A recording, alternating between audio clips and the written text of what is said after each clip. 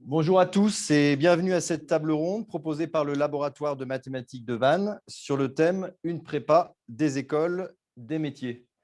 Alors, il faut sauver les maths. C'est par ces mots que commence la tribune publiée dans Challenge le 30 mars dernier et signée par 30 dirigeants de grands groupes industriels français.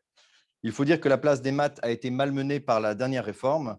La qualité des programmes est certes au rendez-vous, mais le nombre d'élèves suivant un enseignement de mathématiques a, lui, été divisé par 2 suite à la réforme. Même si personne ne nierait l'importance des mathématiques pour former un citoyen éclairé, elles sont d'autant plus indispensables pour la formation d'un ingénieur. Elles forment au raisonnement, à la logique, à la rigueur, développent des outils de calcul et, plus généralement, irriguent toutes les sciences dont elles constituent le langage universel. Il n'y a pas suffisamment d'ingénieurs et de scientifiques en France, à en croire Patrick Kerr, PDG de Thales, cité dans un entretien du Figaro du 31 mars dernier. En effet, l'actualité riche met en lumière les enjeux importants de la prochaine décennie, la dépendance énergétique de l'Europe mise en lumière par la guerre en Ukraine, la réindustrialisation de la France, thème récurrent de la campagne électorale, et enfin l'urgence climatique, actualité brûlante s'il en est, avec la publication hier du dernier volet du 6e rapport du GIEC qui détaille les moyens à mettre en œuvre rapidement pour éviter la catastrophe climatique. Autant de défis, souvent corrélés, qui nécessiteront dès demain beaucoup d'ingénieurs pour trouver des solutions pour faire mieux, avec moins de ressources et surtout avec moins d'impact sur l'environnement.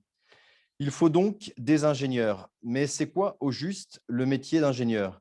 Ce n'est ni au lycée, ni en classe préparatoire que l'on découvre réellement ce métier aux multiples facettes.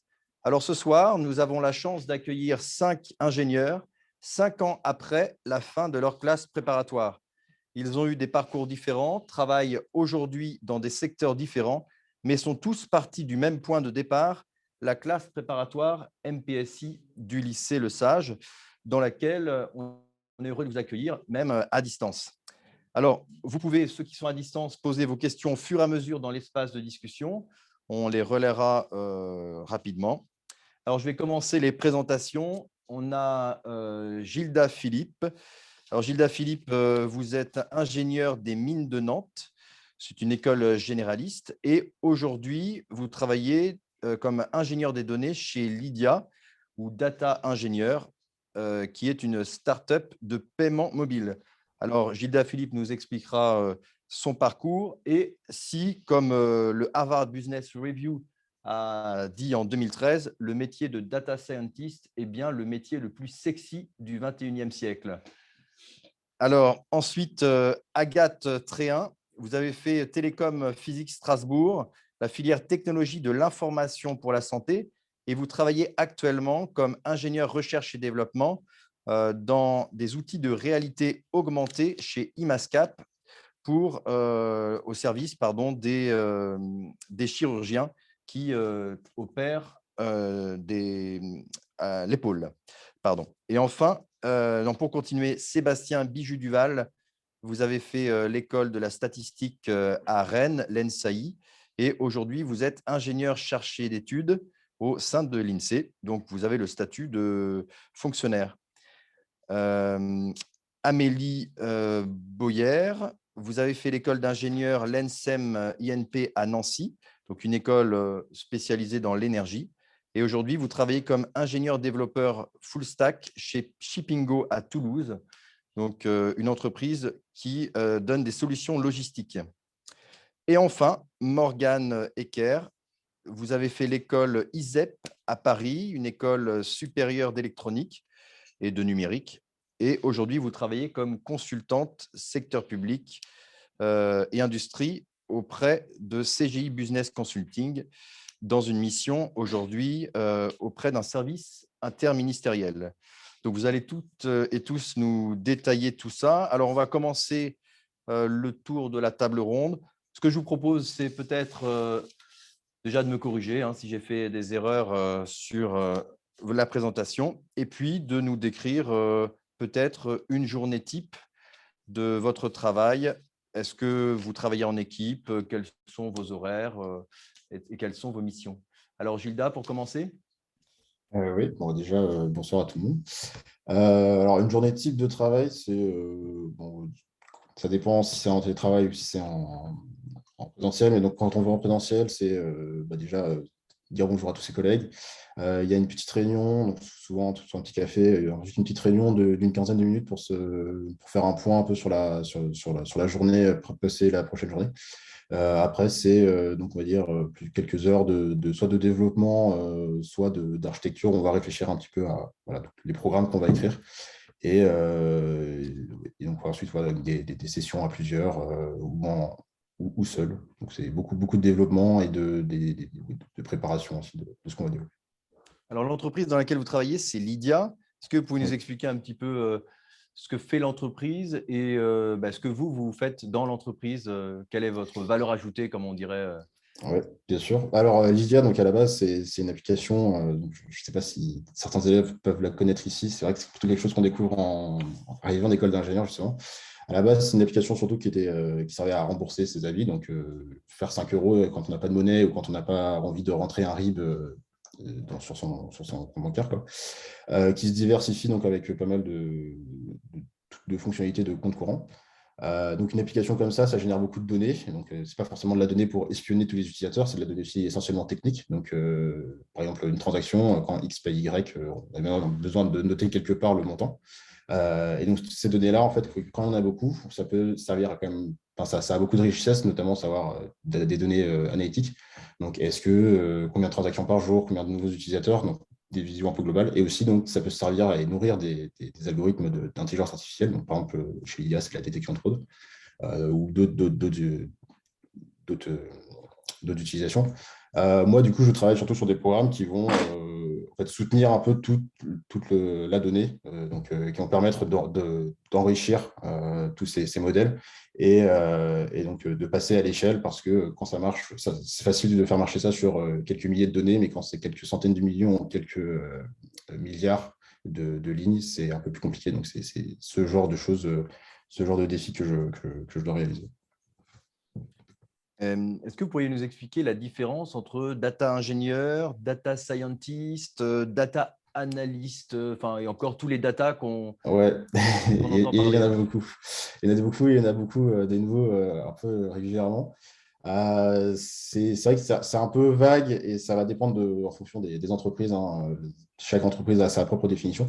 Mais globalement, on va dire un data analyst, c'est vraiment quelqu'un qui a pour objectif de faire des tableaux de bord, donc des graphiques et sortir vraiment de l'analyse, on va dire, presque business à partir de la donnée. Un data scientist, ça va plutôt être justement celui qui va créer les modèles d'intelligence artificielle, donc utiliser vraiment, là, c'est vraiment des maths appliquées. Et le data ingénieur, c'est plutôt quelqu'un qui va soutenir un peu ces fonctions-là à partir de programmes qui vont faire passer à l'échelle, mettre en production. Donc, ça veut dire vraiment faire le programme qui va permettre de délivrer tout ça en fait, dans des conditions réelles. Et vous avez, est-ce que vous avez fait des stages avant d'intégrer l'IA ou c'est votre premier métier de data ingénieur? Euh, alors, j'avais fait, avant d'arriver chez l'IA, j'avais fait un stage de fin d'études de 6 mois en data ingénieur aussi, chez Deezer, donc l'application de streaming de musique.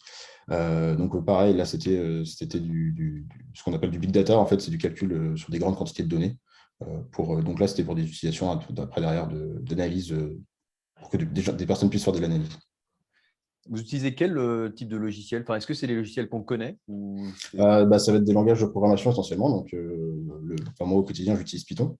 Ah, Mais il y a pas mal d'autres langages qui vont être utilisés dans ces métiers-là. Il va y avoir donc du Java, du Scala, souvent dans le big data. Après, des langages un peu plus web, j'en utilise aussi pas mal, donc du JavaScript notamment. Voilà. Donc, c'est surtout des langages de programmation. Après, des logiciels, c'est des logiciels un peu qui servent à écrire du code, donc c'est des éditeurs de texte. Voilà. d'accord. Et donc, vous avez fait l'école des mines de Nantes. C'est une école qui est, on dit, généraliste. Et donc, est-ce que c'est dans cette école que vous avez appris ce métier ou c'est venu plus tard encore? Alors, l'idée d'une école généraliste, c'est vrai que c'est quand même très généraliste, comme le nom le dit. C'est-à-dire qu'on a un tronc commun qui possède vraiment beaucoup de domaines, donc de la physique, des maths, mais des sciences économiques, sociales, etc. Mais c'est dans la deuxième moitié de l'école qu'on commence à spécialiser. Donc, on a quelques options vraiment. Enfin, moi, j'ai pris une option vraiment d'informatique, donc développement logiciel, où il y avait un petit peu de data dedans. On apprend, on va dire, je dirais la surface des choses, sans vraiment trop rentrer dans le détail, mais on apprend on va dire, à apprendre beaucoup. Et derrière, c'est dans les stages et dans en travail, j'ai l'impression que c'est là où on apprend le plus. Donc, c'est en faisant qu'on apprend. Notamment, avec maintenant Internet, c'est quand même très facile de s'auto-former sur des technologies. Mais c'est plus facile quand on a appris à apprendre. Oui, et ça, l'école et la prépa vous l'ont donné. Ouais. Et ce métier autour de data, donc data ingénieur, là, vous ne le connaissiez pas en prépa, j'imagine. Et quand est-ce que vous l'avez découvert, ce métier? J'ai découvert justement quand je cherchais un stage exactement. Enfin, c'est vrai que moi, comme le commun des mortels, tout ce qui était data science, data engineering, etc., c'était assez flou pour moi. Et c'est en cherchant un stage, j'ai vu un peu la différence entre les offres. Et j'ai été pris dans un stage de data engineering. Parce que ça correspondait plus à mon profil et à ce que je voulais faire dans les missions qui étaient décrites dans l'offre. Et ça m'a bien plu, donc j'ai continué en CDI dans ce domaine-là. D'accord. Est-ce que vous avez des questions sur cette première partie à Gilda? On reviendra sur lui. Non? Ok, merci Gilda. On reviendra vers vous tout à l'heure. Donc, Agathe, est-ce que c'est bon? Agathe, oui. Oui. Alors, vous êtes à Brest. Donc, même question. C'est quoi une journée type à Brest, à Imascap, alors? Racontez-nous. Ok, un peu comme Gilda, nous, à Imascap, on commence par une petite réunion d'équipe. Donc, dans mon équipe, on est à peu près 7 personnes, enfin, mon équipe plus restreinte. Donc, on commence par faire un point sur ce qui a été fait la journée d'avant, ce qu'on va faire la journée en cours, les difficultés, si on a besoin d'aide de quelqu'un d'autre de l'équipe, ce genre de choses. Et après, c'est très similaire à Gilda, en fait. C'est plutôt une journée développement, plutôt de son côté. Mais comme on est aussi une petite équipe, il y a toujours les gens à côté si jamais il y a besoin d'aide, de travailler en binôme ou ce genre de choses. Donc oui, surtout du développement, quelques réunions pour prévoir, pour ce qu'on va faire, pour des projets à plus long terme. Et voilà. Et donc, Imascap, présentez-nous un petit peu ce que vous y faites exactement. Oui, donc Imascap, à la base, c'est une entreprise qui développe un logiciel pour la planification de la chirurgie de l'épaule. Donc, c'est un logiciel destiné aux chirurgiens où ils vont pouvoir avoir leurs images scanners de leurs patients, les reconstructions 3D de l'articulation de l'épaule. Et sur ces reconstructions 3D, ils vont pouvoir poser leur implant, avoir des mesures cliniques qui les aident, eux, pour savoir si la façon dont ils ont posé l'implant sera bonne pour la récupération du patient par la suite. Donc ça, c'est comment Imascap est né. Et donc moi, je suis dans une équipe qui est née un peu après, qui fait de la réalité augmentée. Donc l'idée, c'est d'aider cette fois le chirurgien au bloc, donc pas seulement avant sa chirurgie, mais aussi au bloc, avec des lunettes de réalité augmentée HoloLens 2, donc qui sont faites par Microsoft. Et comme ça, il a une visualisation en 3D cette fois, dans le bloc de ce qu'il a planifié, de nouveau de son articulation. Donc il voit en temps réel l'articulation du patient et le modèle 3D. Donc, c'est plus facile pour lui de savoir comment s'y prendre. Donc, actuellement, il a surtout de la visualisation. Et nous, notre but, c'est maintenant d'ajouter du guidage. Donc, il doit faire, pour imager, il doit, comme quand on fait du bricolage, le chirurgien, il doit percer, il doit scier, il doit, enfin voilà. Mais il faut que ce soit très précis, comme on se doute en chirurgie. Et du coup, l'idée, c'est d'aider de guider son geste chirurgical au millimètre près, enfin le plus précis possible. Et vous, Voilà. dans cette partie-là, vous codez en dur le logiciel, c'est ça? Oui, enfin, moi, mon rôle, c'est plus en R&D. Donc, on est deux dans l'équipe à faire plus ça.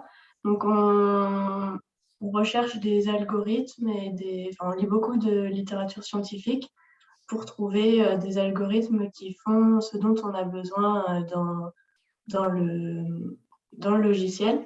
Il y a deux briques principales. Je ne sais pas si ça va vous parler, mais il y a du tracking, donc pour traquer des objets dans les images, et pour du recalage, donc c'est pour superposer en fait le modèle 3D à l'anatomie du patient. Donc on doit chercher des algos pour faire ça le plus optimisé et le plus Alors, rapide aussi. c'est prévu pour être essayé quand alors en situation réelle? Si tout se passe bien, fin 2022. Ah ouais, bientôt. Ça a déjà été essayé, mais pas de Sur... manière... Oui, ouais, pas sur un vrai patient, quoi, c'est ça que vous voulez dire? C'est ça. D'accord, fin 2022, et c'est en partenariat avec à l'hôpital de Brest ou pas spécialement? En fait, on fonctionne avec des chirurgiens qui ont des contrats avec Imascap et qui testent nos solutions. Et on travaille avec 4 chirurgiens américains et 3 Français. Et donc, il y a une partie au labo de Brest et une partie aux États-Unis. Justement, quelle est l'importance de l'anglais dans le quotidien pour vous? Bah, pour moi, c'est assez important dans le sens où Imascap a été racheté. Donc, on n'est plus français, on est américain par Wright Medical, qui s'appelle la première boîte, puis par Stryker. C'est en gros un géant américain dans la santé, enfin dans les équipements médicaux. Et bah, à part l'équipe sur Brest, tout le reste, c'est en anglais. Donc, dans toutes les réunions qu'on fait, autres qu'entre nous, en équipe R&D, l'anglais est quand même important. Ok, vous n'étiez pas prête à ça en classe préparatoire, là, donc peut-être en école d'ingénieur, vous avez commencé à plus pratiquer l'anglais au sein de vos activités pédagogiques, ou c'est vraiment sur le terrain?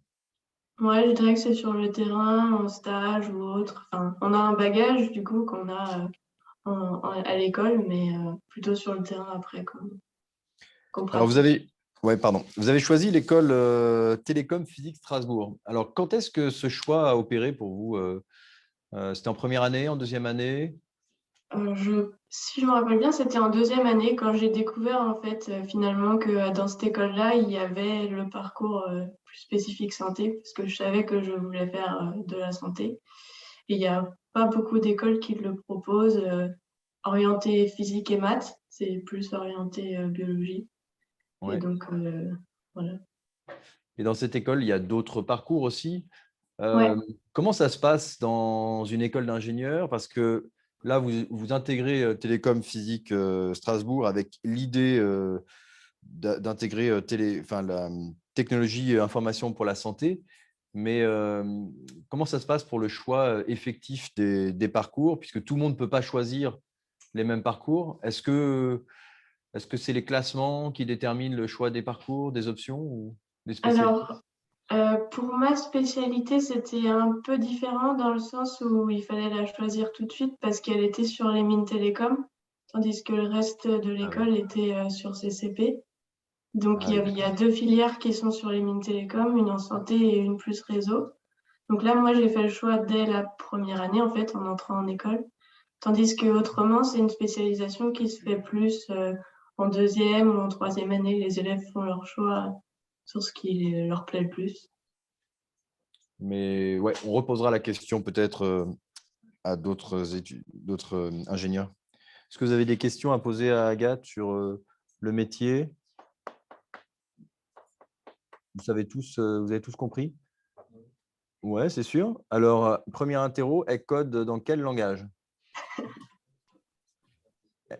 Elle ne l'a pas dit, c'est vrai. Alors, Agathe, dans quel langage? En C++. Ben voilà, il fallait écouter. Très bien. Merci, Agathe. Alors, Sébastien, Alors Bonsoir. Sébastien, bonsoir. Vous avez fait l'école, comme je l'ai dit dans la présentation, de la statistique à Rennes. Alors, est-ce que c'est bien une école d'ingénieur quand même ou de statisticien? Quel est votre statut? Alors, en fait, l'école a deux parcours. Un parcours ingénieur, donc je dirais plus classique comme les autres écoles d'ingénieurs, en 3 ans avec une spécialisation à la troisième année et un stage de fin d'année de 6 mois la troisième année, et un parcours fonctionnaire donc, que j'ai fait, qui du coup me rattache directement à l'INSEE, même pendant mes études, et qui du coup me garantit un poste à l'INSEE à la sortie des études. Donc ce côté-là fait un peu moins école d'ingénieur, mais le programme est le même, hein. Entre le cursus ingénieur et le cursus fonctionnaire, les enseignements dans l'école sont les mêmes. Et cursus, donc là, vous avez parlé de l'INSEE, donc c'est l'Institut national de... L'Institut national des statistiques et des études économiques. D'accord. Et les autres, ceux qui font le parcours ingénieur, alors ils travaillent où ensuite? Ils travaillent, il y a plein de domaines en fait, comme les statistiques sont quand même assez nécessaires dans toutes les entreprises et dans tous les domaines. Il y a vraiment plein d'applications possibles, et je pense que la grande majorité de ceux qui étaient dans ma promo ont trouvé du boulot directement à la sortie. D'accord. Alors justement, votre travail, Sébastien, chargé d'études à l'INSEE, ça consiste en quoi exactement? Ça consiste en quoi? Du coup, mon rôle, c'est donc l'INSEE, Institut national des statistiques et des études économiques. Donc moi, je suis plutôt sur la partie, enfin, je réalise des études économiques. Donc ça consiste en quoi? Ça consiste à trouver des résultats, explorer des bases de données qui sont quand même assez volumineuses. La, la plus utilisée, c'est celle du recensement de la population. Il y en a peut-être certains d'entre vous qui se sont fait recenser cette année. Mais bon, voilà.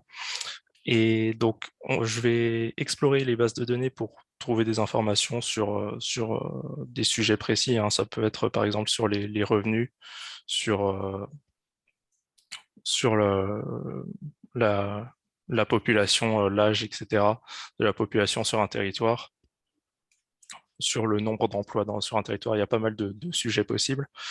Et donc, le but, ça va être autour d'une problématique, de trouver des résultats qui correspondent à la problématique dans un premier temps, et une fois qu'on a les résultats, de les mettre en forme, de les rédiger, pour à la fin obtenir un texte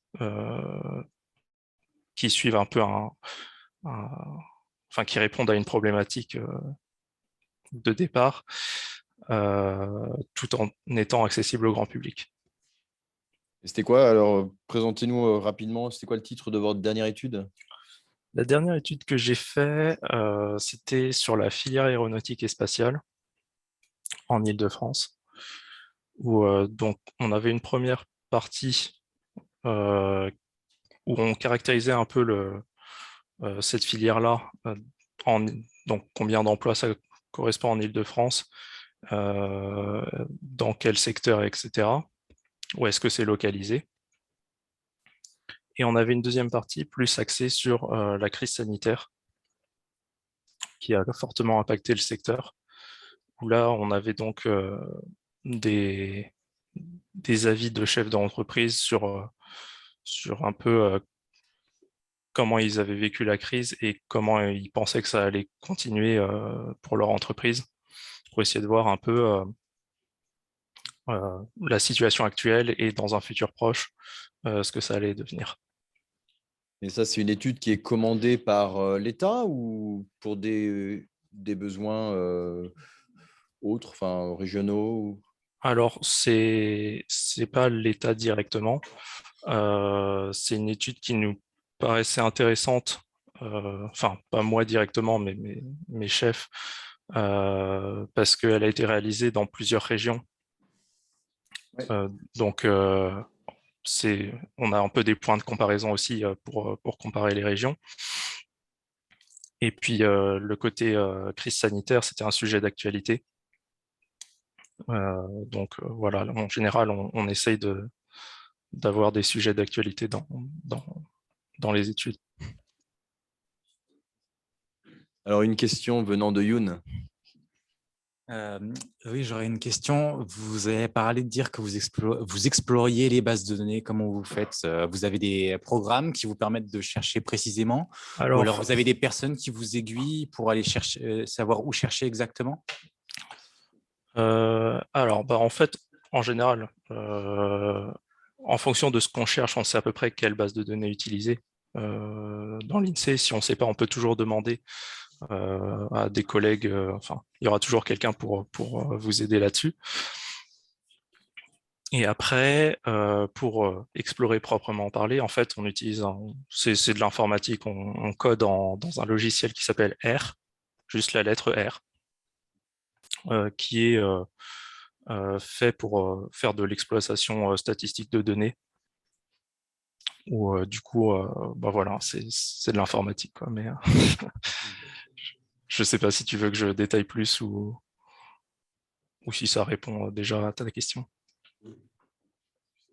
Oui, c'est bon. J'avais une question. Vous avez fait le parcours fonctionnaire à l'INSAI et du coup, vous devez travailler combien de temps en tant que fonctionnaire pour l'État? Alors, on doit 10 ans à partir du moment où on commence l'ENSAI. Donc, sachant que l'ENSAI, ça va être 3 ans, ça fait 7 ans en poste à l'INSEE. Là, moi, ça fait 3 ans, donc j'ai encore 5 ans à l'État que je dois à l'État.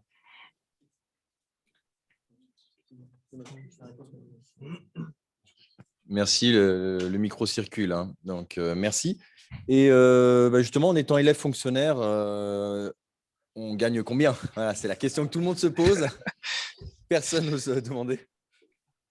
C'est la question un peu délicate. Non, pas du tout. Alors, oui, comme on est rattaché directement à l'INSEE pendant les études, on est également payé pendant les études.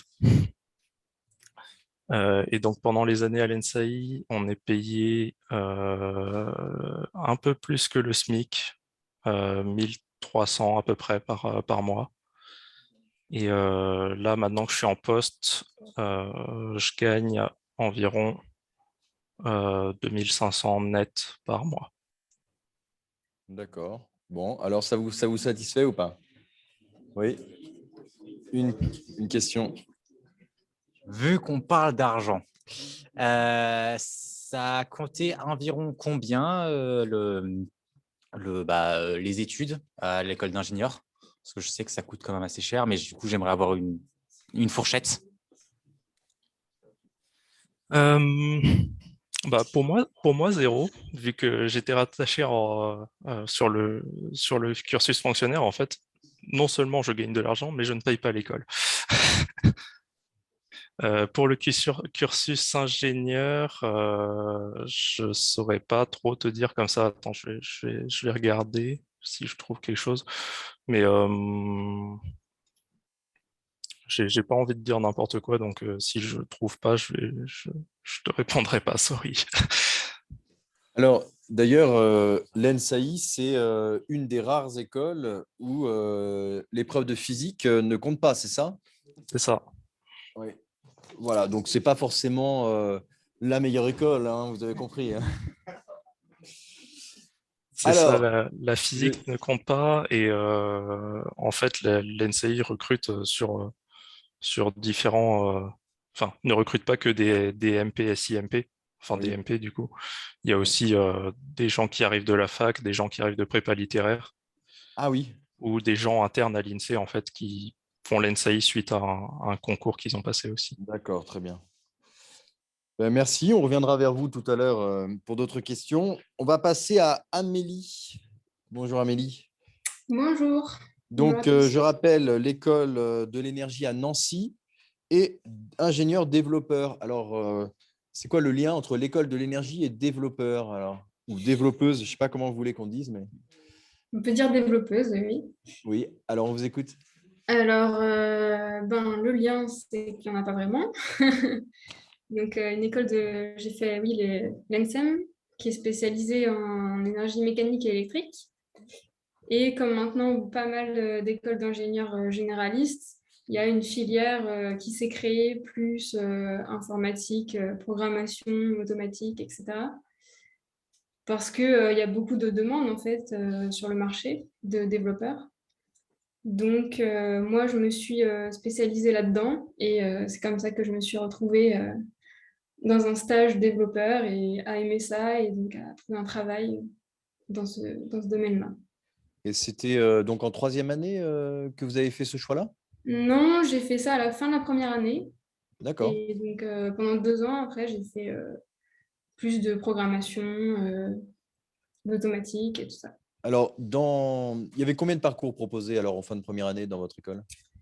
Il y avait 3 parcours différents, donc Oui. le mien, et sinon plus spécialisé dans l'énergie mécanique ou alors plus spécialisé dans l'énergie électrique.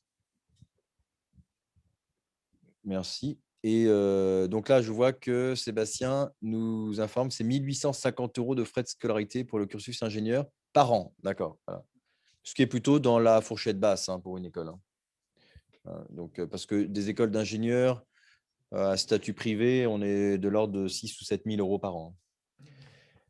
Et justement, dans ces 3 parcours, est-ce que les nombres d'élèves s'équilibrent entre les filières? Qu'est-ce qui détermine, enfin, est-ce qu'il y a un autre déterminant que la volonté de l'élève pour intégrer tel ou tel parcours? En fait, ma question sous-jacente, c'est est-ce que on est sûr, quand on intègre une école et qu'on veut faire tel ou tel parcours, de pouvoir y accéder, ou est-ce qu'il faut aussi dans l'école être parmi les meilleurs? Alors, il faut être un peu parmi les meilleurs, c'est-à-dire qu'en fait, ça s'équilibre pas mal. Mais par exemple, donc dans l'exemple de mon école, il y a beaucoup de personnes qui préféraient la mécanique, donc la physique mécanique. Et donc, il y avait plus de demandes pour aller dans cette filière-là, mais il n'y avait pas assez de place. Donc, il y avait peut-être 5-6 élèves qui se retrouvaient en fait à aller en électricité parce qu'ils étaient moins bons et donc ils étaient un peu recalés, quoi. Parce qu'ils avaient plusieurs choix. Bon, souvent, ceux qui voulaient aller dans l'énergie, vraiment, c'était soit mécanique, soit électricité. Mais il faut Ouais. savoir quand même que souvent, la moyenne des salaires de ceux qui vont dans la filière mécanique est plus basse que ceux qui vont dans la filière électrique. Ah oui, Voilà. électrique et la filière programmation comme vous? Non, non, c'est pas hyper voulu, donc il n'y avait pas trop de. D'accord. Non, mais les salaires, je pensais à l'argent. Ah, pardon. Par rapport à la nôtre, je sais pas, je pense qu'on était équivalent avec l'énergie et l'électricité. Alors, les 5 ou 6 étudiants là, qui ont eu un choix imposé, rassurez-nous, ce n'étaient pas des élèves de MP. Non. Ah. Ah oui, parce que c'est vrai que dans les écoles, on côtoie aussi des élèves de toutes filières et d'horizons assez divers. Oui, et puis souvent, parce qu'il y en a aussi qui viennent de DUT et de Oui. fac, et eux, ils ont quand même des bases scientifiques plus faibles que ceux qui viennent de prépa, forcément. Donc, c'est souvent eux, finalement, qui se retrouvent un peu à être bloqués et pas à voir ce qu'ils veulent. Alors, un peu plus dans le détail de votre mission dans l'entreprise, là, enfin votre job. Est-ce que vous pouvez nous présenter un petit peu ce que vous faites? Oui, alors donc je travaille pour Shippingbo. Donc Shippingbo, c'est une solution logistique destinée aux e-commerçants. Donc en fait, typiquement, si on prend un exemple de nos clients, c'est un client qui a décidé de vendre en ligne et il ouvre son site internet et puis il veut aussi vendre sur des marketplaces, donc par exemple Amazon, Cdiscount, Voilà, sur showroom privé, par exemple, il y a plein de possibilités. Sauf qu'en fait, chacun de ces sites internet propose leur propre gestion de commandes et tout ça. Donc, ça commence à être compliqué à gérer toutes les commandes qu'on reçoit des différents sites internet. Donc, nous, on permet de pallier à ce problème, c'est-à-dire qu'on regroupe les commandes de toutes les sources de commandes différentes en ligne sur une même interface. Et ensuite, on permet la gestion de stock. Donc, c'est-à-dire qu'on met à jour le stock en fonction des commandes sur toutes les sources de vente en temps réel. Et ensuite, il y a aussi plein de fonctionnalités de gestion de préparation de commandes, de gestion d'entrepôt, donc tout ce qui touche à la logistique, quoi, de façon générale. Et vos collègues là, qui travaillent, vous êtes une équipe de combien là, sur le projet? Alors, en tout, dans l'entreprise, on est 50. Après, donc ça se divise en différents services. Donc, chez les développeurs, nous, on est 15 à l'heure actuelle. Donc après, il y a le service commercial, intégration, support client, qui fait une grande équipe. Et au niveau développement, c'est quoi à peu près l'âge moyen des collègues? Eh ben, on est pas mal de mon âge. Donc, on peut dire que l'âge moyen, il est de 27 ans, à peu près. C'est même de la boîte. Et on n'est que des jeunes. Du coup, c'est vraiment, on est en sortie d'école ensemble. C'est la même dynamique en école. Donc, les soirées, tout ça suffit aussi. D'accord. Et en fait, ça veut dire aussi que parce que l'entreprise n'est pas toute neuve. Si? L'entreprise, elle a 5 ans, je crois. Ah oui, d'accord, c'est une entreprise quand même assez récente. Ouais, Non, mais ouais. je me demandais justement, en sortie d'école, là, vous êtes tous dans vos premières expériences. Donc, je crois que pour tout le monde, c'est votre premier poste, enfin, votre première entreprise. La question qu'on se pose aussi, c'est combien de temps ça va durer, quoi. Je ne sais pas si vous avez déjà une idée, un horizon. Alors, Sébastien, c'est un petit peu différent parce que Sébastien est fonctionnaire. Mais pour les autres, j'imagine que vous avez déjà peut-être dans un coin de votre tête l'idée que ça ne va pas durer 10 ans, que vous allez peut-être aller voir ailleurs. Oui, ça c'est tout à fait possible parce qu'en plus le marché est très ouvert, donc c'est pas un problème de changer de travail. Souvent on se dit qu'il faut rester 2-3 ans dans la même entreprise pour que ça ait un poids sur le CV et puis qu'on ait acquis vraiment des connaissances pertinentes, quoi. Mais bon, après, ça dépend aussi ce que permet la boîte dans laquelle on est. Donc, si elle nous propose des évolutions intéressantes, ça vaut le coup de rester aussi. C'est à voir.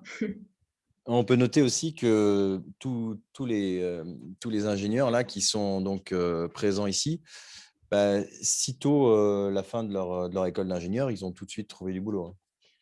Donc, alors pour Agathe, au moins pour Agathe, et puis pour Amélie, je crois, donc c'est suite à votre stage, vous avez été embauché dans la même entreprise. Non, c'était pas la même entreprise. Non, c'est pas la même entreprise, oui. Mais oui, j'ai trouvé mon travail avant d'avoir fini mon stage. Voilà. Donc finalement, il n'y a pas besoin d'avoir d'expérience pour être déjà désirable dans ces spécialités-là, quoi. Non, il faut trouver. Je pense que trouver le bon stage, déjà, ça aide pas mal. Faut réussir à trouver le stage vraiment dans ce que vous voulez, parce qu'après, ça va vraiment vous servir au premier entretien du premier travail, quoi, quand même.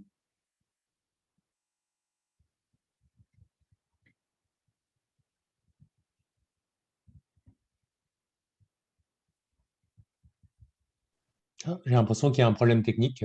Oui, je me demandais si c'était moi. Mais... Ah, c'est bon. C'est bon, c'est revenu. C'est bon. Ah, on vous avait perdu. Ah, votre connexion est instable, c'est chez nous.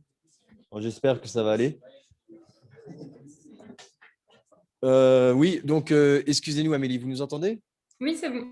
Oui. Oui, par rapport au stage, c'est une très bonne remarque, c'est une très bonne question, je pense. C'est la question de comment vous avez parlé de l'importance du choix du stage, puisque finalement, ça détermine le début de la carrière, et peut-être même un peu plus que le début, des fois.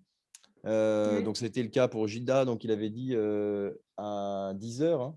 Donc, ensuite, il refait le même type de job pour Lydia. Et vous, ça a été le cas aussi. Alors, comment est-ce qu'on trouve en pratique ce fameux stage de 3e année là, quand on est en école d'ingénieur? Alors, il y a différentes possibilités. Soit on utilise le réseau de l'école, ce qui est tout à fait riche, généralement. Le réseau des anciens ou c'est un réseau Oui, local? le réseau des anciens. Le réseau des anciens, souvent, il y a une association qui maintient en fait le lien des anciens avec l'école. Après, sinon, il faut regarder les offres. Faut chercher, pas hésiter à postuler pour des offres pour lesquelles on se dit non, mon profil ne correspond pas trop. Mais si ça nous donne envie, il faut quand même postuler, il faut quand même faire les entretiens. De toute façon, ça nous entraîne dans tous les cas et ça finira par servir, quoi. Et les offres, elles sont sur un canal. Est-ce qu'il y a des offres directement dans l'école ou c'est des offres finalement publiques? Il y a des offres qui passent par l'école et il faut aller voir les sites sur LinkedIn, par exemple. Il y a des offres d'emploi sur Indeed, il y a plein de sites comme ça qui recensent un tas d'offres. On peut même postuler directement pour une entreprise aussi si on veut, hein. Même s'il n'y a pas d'offre, si l'entreprise nous intéresse. D'accord. Est-ce que vous avez des questions à poser à Amélie? Oui. On passe à Erwan. Alors moi, c'était pour savoir, du coup, vous avez dit que vous étiez programmeuse. C'était pour savoir quand est-ce que vous aviez appris à programmer. Si c'était plus, si vous saviez déjà un peu programmer en prépa, ou alors c'est plus en école d'ingénieur, voire après, que vous aviez vraiment appris. Alors j'ai appris en prépa, on voit la surface, quoi. C'est histoire de voir à quoi ça ressemble des lignes de commande, quoi. Mais en école d'ingénieur, j'ai quand même appris quelques bases qui me servent. Mais c'est pareil, c'était quand même pas très profond. Enfin, on n'a pas vraiment fait des projets hyper conséquents. Donc, c'est surtout en stage, en fait. C'est surtout au travail, hein. C'est sur le tas. Parce que là, on passe toute notre journée à faire ça. Donc, forcément, on emmagasine beaucoup de connaissances, quoi. Okay. Mais du coup, c'est dire que vous avez été embauché dans votre entreprise sans forcément connaître tout ce qu'il fallait pour pouvoir faire ce que vous aviez à faire. Tout à fait. Parce qu'en fait, ils t'embauchent parce qu'ils savent que tu sais apprendre. En école d'ingé, tu apprends à apprendre. Et en entretien, il faut dire ça. Il faut vraiment le montrer que tu t'adaptes rapidement. Tu sais apprendre des choses vite. Et tu sais t'adapter, tu sais où chercher, tu sais comprendre comment est fait, par exemple, l'entreprise pour savoir à qui demander si jamais tu as des questions. Parce qu'il faut poser des questions tout le temps. Parce que, en fait, si tu ne sais pas, mais c'est pas grave, tu n'as pas besoin de savoir, tu vas le demander à quelqu'un qui le sait, donc tu finiras par le savoir. Okay. Donc voilà, c'est vraiment pas une obligation. Moi, à chaque fois que je me suis fait embaucher, je ne connaissais pas le langage de programmation quand je me suis embauchée dans mon entreprise actuelle, ce n'était pas du tout un problème. Okay. Et c'était quel langage de programmation du coup? En Ruby. Ok, d'accord. Je ne connais pas, mais... Oui, mais moi non plus, je ne connaissais pas avant d'arriver ici. Une question alors.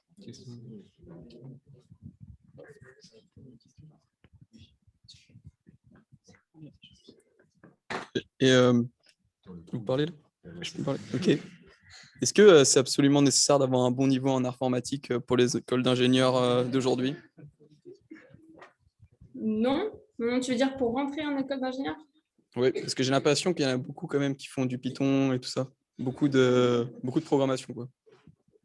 Ouais, mais de toute façon, si tu vas rattraper ton retard, si jamais tu remarques que tu as un retard, mais toutes les prépas, elles ont le même programme, donc tu es à peu près tous sur la même base de toute façon. Non, il n'y a pas spécialement besoin t'as pas besoin de faire de la programmation chez toi le soir quand tu rentres. En plus, c'est parfait. Ok, merci Amélie. Donc, l'école d'ingénieur, ça te permet d'apprendre à apprendre. Mais c'est quoi votre regard rétrospectif sur la classe préparatoire? Qu'est-ce que ça vous a apporté? Est-ce que ça vous a apporté quelque chose d'ailleurs? Enfin, vous allez nous expliquer. Moi, ça m'a surtout appris à persévérer, à continuer à y croire. Et ouais, ça m'a surtout appris ça en fait. Ça m'a surtout appris à pas lâcher quoi, parce que tu finis toujours par y arriver quoi. Il n'y a pas de raison. Quelques connaissances aussi? Oui, bien sûr quand même. Bah si quand même, si, ouais. Quelques connaissances. Merci Amélie. Alors, Morgane, maintenant. Oui, Alors, bonjour. j'ai essayé de présenter, bonjour Morgane, l'école Institut supérieur d'électronique de Paris. Alors là, on n'est plus du tout dans l'électronique puisqu'on fait du consulting, hein, enfin, je ne sais pas comment on dit en français, de la consultation, hein, vous nous expliquerez. Et surtout, dans un domaine que vous pourriez nous expliquer parce que là, ce n'est pas très clair pour moi. Allez-y. Oui, donc déjà, mon école d'ingénieur ça s'appelle Institut d'électronique de Paris, mais c'est une école qui est aujourd'hui spécialisée dans le numérique. Donc, il n'y a plus beaucoup d'électronique, c'est vraiment plus de l'informatique, du réseau, des systèmes d'information. Et après, mon travail, c'est du conseil. Donc, en fait, le conseil, ça va consister à intervenir auprès d'entreprises, des entreprises, des associations, des administrations, pour les aider sur des points particuliers, pour les accompagner sur un projet et leur apporter une plus-value, soit une expertise, soit des méthodes de travail, ou alors juste des personnes en plus au niveau du nombre de personnes qu'ils ont besoin sur leur projet. Donc, c'est beaucoup moins technique que les autres personnes. Ça s'apparente plus quand même à de la gestion de projet. Et ça peut, le conseil, il y a ça vraiment sur beaucoup de secteurs différents. Aujourd'hui, moi, je travaille sur le secteur public et industrie défense, mais il y a du conseil sur, par exemple, de la mobilité, des assurances, banques, de l'innovation. C'est vraiment très, très varié, donc ça permet de voir des sujets différents. Après, tout dépend de l'entreprise dans laquelle on va. Soit on est sur un secteur particulier, ou alors on peut travailler sur différents secteurs. Donc moi, je travaille chez CGI Business Consulting, donc qui est piloté. Donc ça veut dire qu'on va travailler vraiment sur un secteur particulier pour acquérir des connaissances dans ce secteur et vraiment avoir une plus-value pour les clients. Et donc, le travail en lui-même va consister à, par exemple, pour une entreprise ou pour une administration, faire un audit de ses processus, de comment il va travailler, de lui apporter, par exemple, de nouvelles méthodes de travail. Par exemple, cette semaine, on a travaillé sur une feuille de route pour mon client. Donc, en gros, on va leur établir une feuille de route, faire cette proposition, donc sur quoi ils vont devoir travailler sur l'année 2022, avec vraiment les objectifs, les risques et les enjeux. Et donc après, on leur propose ça. C'est toujours donc, du conseil et on ne va jamais prendre les décisions à leur place, parce que donc ça appartient vraiment à l'entreprise. On est vraiment à part entière des clients, mais on les accompagne le plus possible. Vous, ça vous demande, j'imagine, quand vous intégrez une mission, de vous former, de vous auto-former. Comment ça se passe alors sur un domaine que vous ne connaissez pas du tout, quoi? Oui, alors quand on arrive sur une nouvelle mission, il faut d'abord apprendre le contexte.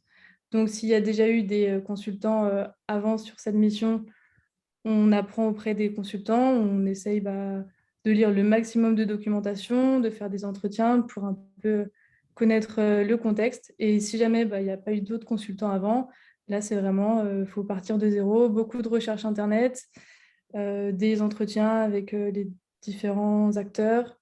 C'est en général, sur des missions qui sont longues, on peut mettre, moi sur ma mission, j'ai mis à peu près 1 à 2 mois pour bien comprendre le contexte, le système en question, le client. Sur des missions qui sont plus courtes, il faut aller beaucoup plus vite. Donc ça peut être en quelques jours, en quelques semaines, et parfois avant même d'intégrer une mission. Il y a 5 ans, vous étiez en classe préparatoire, Morgane. Oui. vous étiez à cette place-là. J'imagine que vous ne connaissiez même pas le métier de consultant et que même quand vous avez intégré cette école-là, vous n'aviez pas ça comme idée, comme métier. À quel moment ça s'est proposé à vous? Alors, quand j'étais en école d'ingénieur, le métier de consultant est arrivé assez vite quand même aux oreilles, on va dire, parce que c'est vrai que, notamment dans mon école, il y a pas mal d'ingénieurs qui vont vers le conseil, parce que ça offre beaucoup de possibilités. Comme c'est une école qui reste quand même généraliste, on peut, avec le conseil, travailler sur des sujets vraiment variés. Je pense que j'ai commencé vraiment à m'intéresser au conseil en deuxième année d'école d'ingénieur. Quand je me suis rendu compte que la partie vraiment technique, développement, ce n'était pas ce que je voulais faire à plein temps. Et alors, quand vous avez intégré l'école, vous aviez quelle idée alors finalement? Vous imaginiez quoi comme métier? J'imaginais pas grand-chose. Quand j'ai intégré l'école, vraiment, j'avais pas d'a priori sur les différents métiers que je pouvais faire. Quand on dit ingénieur, c'est vraiment très très vague. On peut faire un peu de tout. Donc j'avais pas de métier particulier en tête. Donc, vous nous dites, peut-être que je ne sais pas si les autres sont d'accord, que quand on intègre une école, finalement, rien n'est encore écrit, quoi. On peut encore se dire, finalement, je ne sais pas quoi faire, quoi. Oui, après, je pense que ça dépend un peu de l'école qu'on choisit.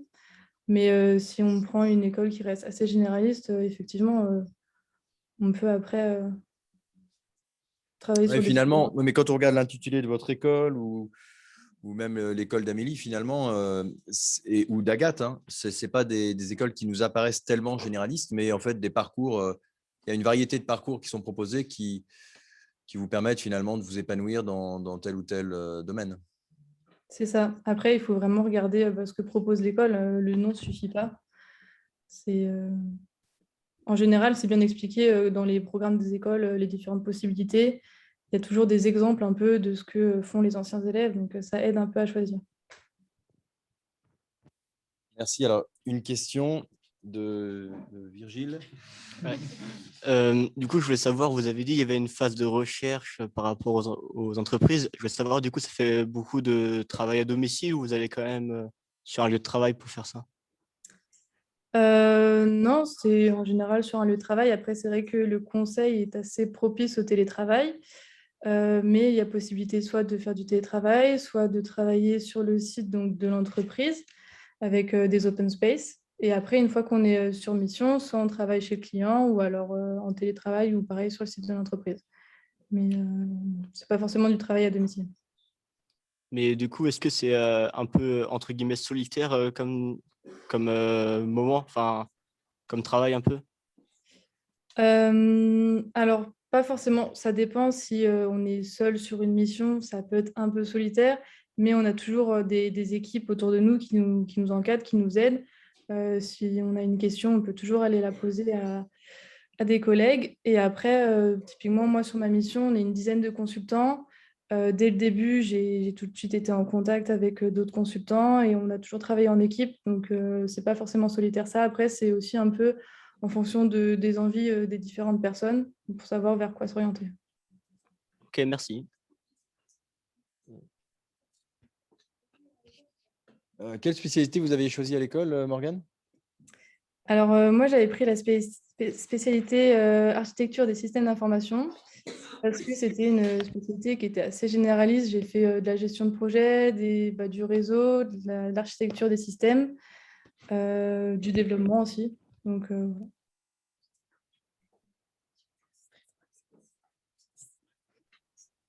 Et est-ce que le travail est stressant au quotidien? Alors, ça dépend des moments. Il y a des périodes où ça va être un peu plus stressant, étant donné qu'en face de nous, on a un client qui va avoir ses exigences. Il peut nous mettre des coups de pression.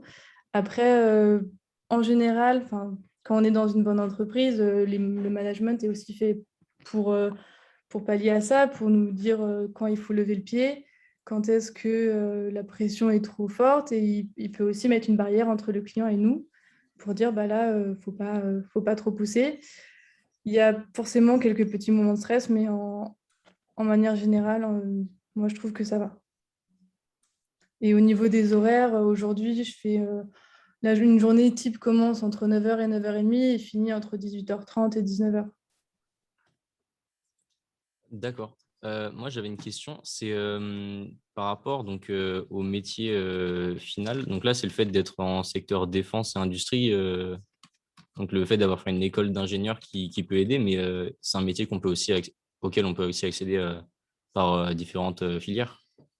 Oui, alors tout à fait. On peut soit venir d'école d'ingénieur, école de commerce, sciences politiques. Sur mon secteur, donc secteur public, industrie de défense, la majorité, c'est des écoles de commerce et des sciences politiques. Sur d'autres secteurs qui vont être un peu plus techniques, on va dire, il va y avoir un peu plus d'écoles d'ingénieurs, mais vraiment, ça dépend et ça permet aussi d'avoir une diversité des profils qui est plutôt sympa.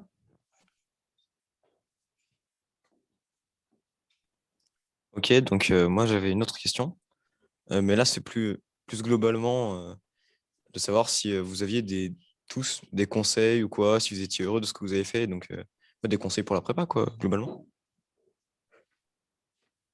Qui veut commencer? On va faire le tour de table avec Gilda, on peut commencer. Un conseil, alors une erreur à ne pas reproduire. Gilda. Bah, c'est peut-être un peu bateau, mais faut rien lâcher, faut se donner les moyens un petit peu. Moi, je dirais que l'ambition, c'est pas mal aussi. C'est-à-dire, si on vise haut, on a plus de chances d'arriver haut. Et puis moi, j'ai fait 5,5, typiquement, c'est pas facile, mais ça paye derrière, quoi. Voilà. Ouais, très bien. Après, il faut avoir les nerfs solides quand même pour faire une pointe 5,5. Ok, mais donc la prépa, c'est dur. Et après, quand on travaille, c'est cool, Gilda? Quand on travaille, à l'école d'ingénieur, c'est très sympa, hein, mais il faut qu'on bosse moins qu'on prépa, mais on bosse quand même un petit peu. Et après, une fois qu'on travaille, si on aime son métier, ce qui est mon cas, ouais, c'est très sympa. Amélie, non, Agathe d'abord, pardon. Agathe, alors un conseil. Agathe, vous étiez une étudiante très sérieuse, hein. Mais j'imagine que vous avez un conseil quand même. Oui, je dirais, la première chose, comme j'ai dit, c'est pas lâcher. Mais sinon, je dirais aussi bien s'entourer, pas s'enfermer dans le travail et se laisser des moments où on fait complètement autre chose que la prépa. Je sais pas, du sport, même sur les pauses de midi, etc. Vraiment sortir de ce rythme de temps en temps, quoi.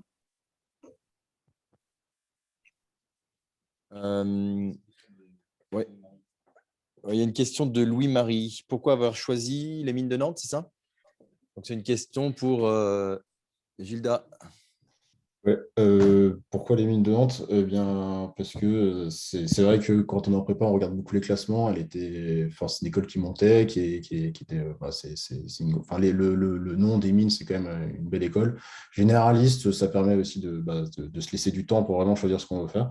Et j'avais vu qu'il y avait une filière informatique. C'était plutôt dans ce domaine-là que je voulais déjà me diriger, même sans trop savoir exactement ce que je voulais faire. Donc, c'était. Voilà. À peu près pour ces raisons-là. Il y avait une autre école qui vous tentait si vous n'aviez pas eu les mines de Nantes?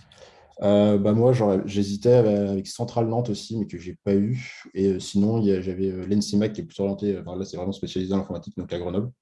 Donc voilà, c'est à peu près ces écoles-là que je disais à l'époque. Est-ce que Centrale Nantes, ils font aussi de l'informatique? De toute façon, toutes les écoles maintenant font de l'informatique. Oui, bien sûr. Ils avaient une filière informatique, une filière maths appliquée, donc ça retombe derrière sur de la data aussi, quoi. Sans le savoir à l'époque, mais c'est à peu près ça.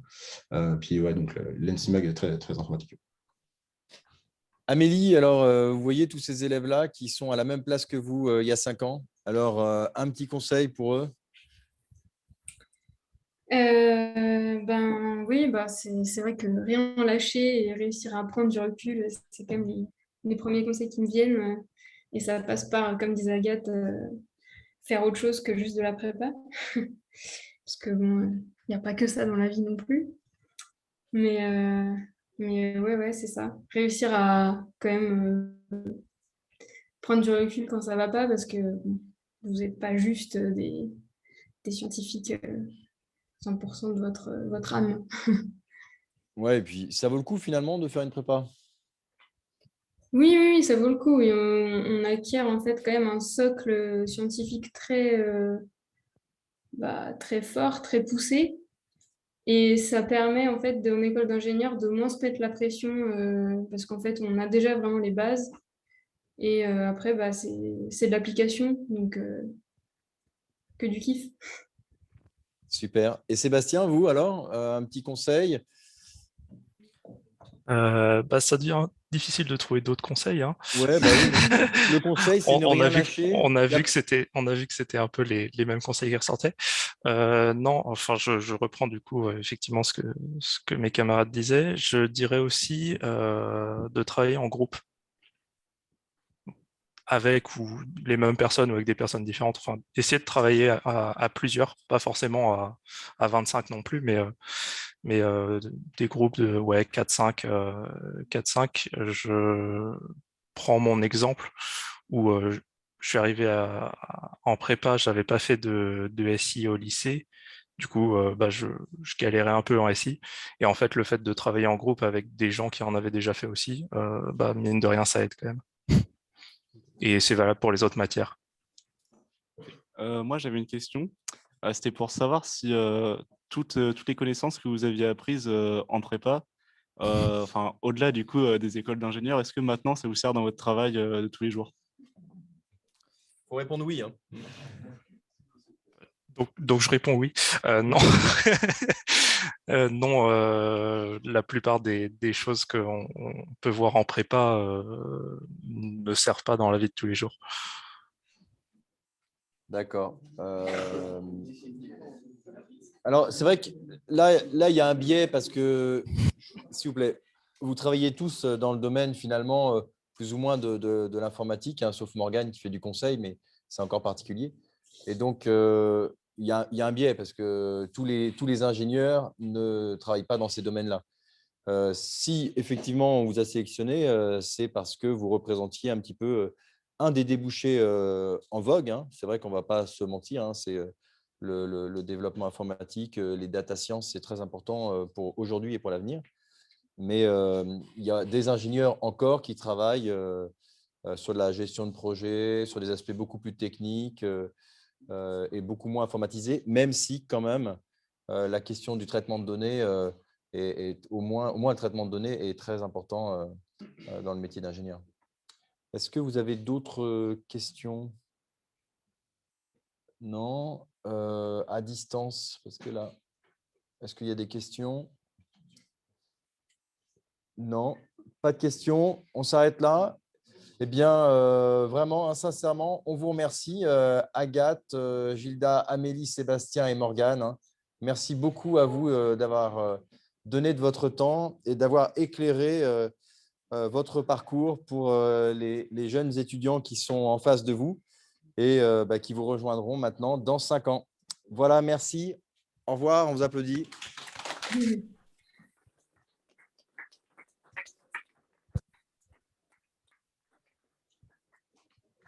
Allez, à bientôt. Merci, au revoir. Merci, au revoir. Bonne soirée.